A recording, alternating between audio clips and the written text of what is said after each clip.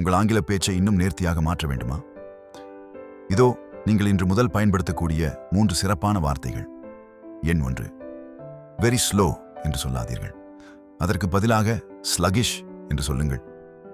இதன் தமிழ் அர்த்தம் மிகவும் மந்தமான அல்லது சுறுசுறுப்பற்ற. உதாரண வாக்கியம், The economy has been sluggish this year. இந்த ஆண்டு பொருளாதாரம் மிகவும் மந்தமாக உள்ளது. எண் 2, வெரி கிரியேட்டிவ் என்று சொல்வதை நிறுத்துங்கள். கற்பனை திறன் மிக்க ஒன்றை சொல்ல இன்னோவேட்டிவ் என்று பயன்படுத்துங்கள். இதன் தமிழ் அர்த்தம் புத்தாக்கமான அல்லது புதிய கண்டுபிடிப்பு திறன்மிக்க. உதாரண வாக்கியம், She came up with an innovative solution to the problem. அவர் அந்த பிரச்சனைக்கு ஒரு புத்தாக்கமான தீர்வை வழங்கினார். எண் 3, I am very happy என்று சொல்வதற்கு பதிலாக I am over the moon என்று முயற்சி செய்யுங்கள்.